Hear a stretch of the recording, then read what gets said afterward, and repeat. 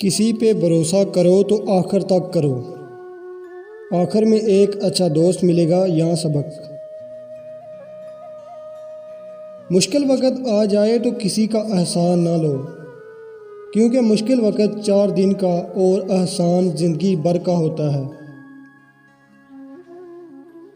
رزق کے پیچھے اپنا ایمان خراب مت کرو، کیونکہ رزق انسان کو ایسے تلاش کرتا ہے جیسے مرنے والے کو موت۔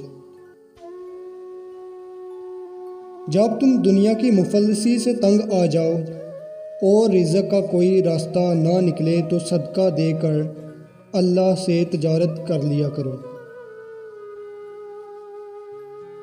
مصیبتوں کا مقابلہ صبر سے کرو اور نعمتوں کی حفاظت شکر سے کرو۔ اگر انسان کو تکبر کے بارے میں اللہ کی ناراضگی اور سزا کا علم ہو جائے تو بندہ صرف فقیروں اور غریبوں سے ملے اور مٹی پر بیٹھا کرے۔ دنیا دھوکہ دیتی ہے، نقصان پہنچاتی ہے اور گزر جاتی ہے۔ تمہاری باتیں تمہارے عمل سے زیادہ نہ ہوں۔ جو ذرا سی بات پر دوست نہ رہے وہ دوست تھا ہی نہیں۔ جس کو ایسے دوست کی تلاش ہو جس میں کوئی خامی نہ ہو، اسے کبھی بھی دوست نہیں ملتا۔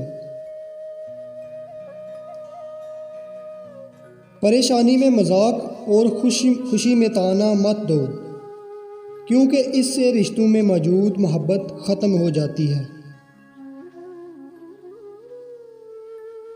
نادان لوگ دولت کے لیے اپنے دل کا سکون گنوا دیتے ہیں اور دانش مند لوگ دل کے سکون کے لیے دولت لٹا دیتے ہیں۔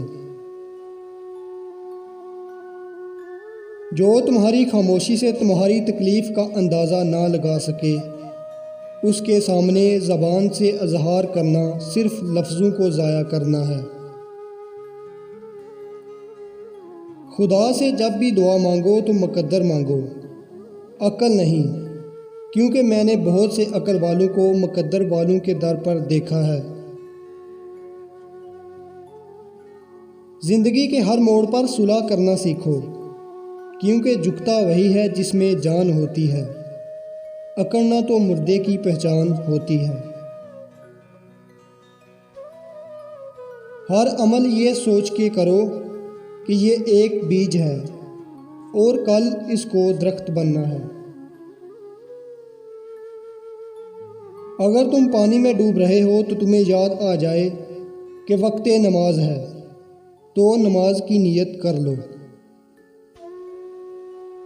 وقت اور دولت 2 ایسی چیزیں ہیں جو انسان کے اختیار میں نہیں۔ وقت انسان کو مجبور اور دولت مغرور بنا دیتی ہے۔ تم کسی کے ساتھ بھلائی کرو، تمہیں اس کا بدلہ برائی کی صورت میں ملے تو سمجھ جاؤ کہ تمہاری نیکی قبول ہو گئی۔ نظریں جھکائے رکھنا مرد ہونے کی علامت ہے۔